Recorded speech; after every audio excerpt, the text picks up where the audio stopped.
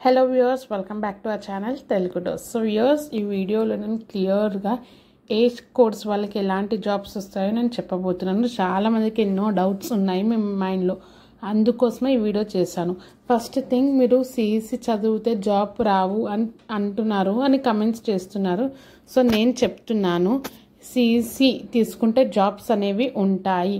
ఎవరైతే మీకు సిఈసి తీసుకుంటే జాబ్స్ రావంటారో వాళ్ళు చాలా తప్పు చెప్తున్నారు.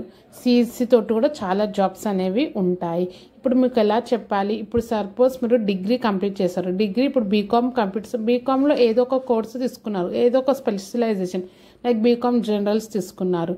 సో దానికి సంబంధించిన జాబ్స్ అనేవి కంపెనీస్లో ఉంటాయి. సో ప్రతి స్ట్రీమ్కి కొన్ని జాబ్స్ ఉంటాయి. ఇప్పుడు సపోజ్ బీఎస్సీ వాళ్ళకి సైన్స్ బ్యాక్గ్రౌండ్, వాళ్ళకి ఫార్మసీస్లో జాబ్స్ ఎక్కువ వస్తాయి, ల్యాబ్స్లో ఎక్కువ జాబ్స్ వస్తాయి. అండ్ ఇప్పుడు కంపెనీస్తో కంపేర్ చేస్తే కంపెనీస్లో బీఎస్సీ వాళ్ళకి అంత జాబ్స్ అనేవి ఉండవు. అయితే ఒకవేళ బీకామ్ చేసిన వాళ్ళకి జాబ్స్ వస్తాయి.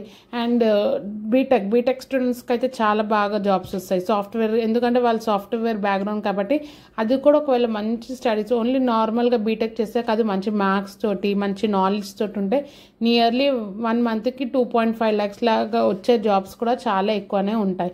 సో ఫస్ట్ థింగ్, మీ బ్రెయిన్లో నుంచి సిఈసి తీసుకుంటే జాబ్స్ వస్తుందా లేదా ఇవన్నీ పక్కన పెట్టాలి. ఒక జాబ్ రావాలంటే ఫస్ట్ థింగ్ మీకు కమ్యూనికేషన్ స్కిల్స్ అనేవి చాలా బాగా ఉండాలి. మీకు డిగ్రీలో 100కి 100 మార్క్స్ వచ్చినా 100% పర్సెంటేజ్ ఉన్నా ఒకవేళ మీరు కమ్యూనికేషన్లో వీక్ ఉంటే మిమ్మల్ని ఎవ్వరూ తీసుకోరు. సో ఫస్ట్ థింగ్, మన మెమోస్ చూసే కన్నా ముందు మన కమ్యూనికేషన్ అనేది చూస్తారు. ఒకవేళ మీ కమ్యూనికేషన్ బాగుంటే మీకు జాబ్ అనేది వస్తుంది. సెకండ్, మీ మార్క్స్ అనేది చూస్తారు. ఫస్ట్ వచ్చేసి కమ్యూనికేషన్ స్కిల్స్, సెకండ్ వచ్చేసి మీ మార్క్స్ చూస్తారు. మనం అనుకుంటాము ఇల్లే ఫస్ట్ మార్క్స్ మంచి వస్తేనే చూస్తారని కాదు. First skills important. థియరీ అంటే రాయడం కాదు, ఫస్ట్ స్కిల్స్ లైక్ స్పీకింగ్ కానీ, ఇప్పుడు ఏదైనా టాపిక్ ఇచ్చినా మీరు మాట్లాడే లాంగ్వేజ్ ఫ్లూయెంట్లీ బట్టి, అంటే ఇంగ్లీష్ స్పీకింగ్ మీకు మంచిగా వస్తుందా లేదా అది చెక్ చేస్తారు. నెక్స్ట్ మీకు కంప్యూటర్ స్కిల్స్. సో నా అడ్వైస్ ఏంటంటే, ఎవరైతే ఇంటర్ కంప్లీట్ చేసి డిగ్రీ కాలేజ్కి ఇంకా హాలిడేస్లో ఉన్నారో మీరు కంప్యూటర్ స్కిల్స్ అనేది నేర్చుకోండి. ఇప్పుడు కంప్యూటర్ స్కిల్స్ అంటే ఇప్పుడు అది కంప్యూటర్ ల్యాబ్కి వెళ్ళి ట్రైనింగ్ అవన్నీ అవసరం లేదు. ఒకవేళ మీకు ఇంట్లో సిస్టమ్ ఉంటే మీరు నార్మల్గా ఎంఎస్ వర్డ్, ఎంఎస్ ఆఫీసెస్ ఇలా బేసిక్ టైపింగ్ ఇలా నేర్చుకుంటే మీకు చాలా హెల్ప్ఫుల్ అవుతుంది.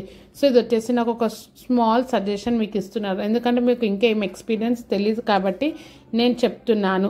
మీరు ఎలాంటి బాధపడకండి, జాబ్స్ అనేవి వస్తాయి. జాబ్స్ మీరు ఏ స్ట్రీమ్ నుంచి వెళ్ళినా మీకు జాబ్స్ అనేవి వస్తాయి. ఫర్ ఎగ్జాంపుల్ ఇప్పుడు బీఎస్సీ ఉన్నారు, బీఎస్సీ వాళ్ళకి ఇప్పుడు జాబ్స్ విప్రోలో ఉంది, మీరు అప్లై చేయొచ్చు. అలా ఏం లేదు, ఓన్లీ బీకామ్ వాళ్ళే అప్లై చేయాలని. ఇప్పుడు కంపెనీస్లో జాబ్ రావాలంటే ఏ స్ట్రీమ్ వాళ్ళన్నా వెళ్ళొచ్చు.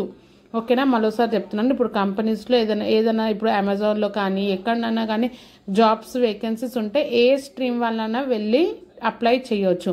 వాళ్ళకి కావాల్సింది communication skills and computer knowledge, అంతే.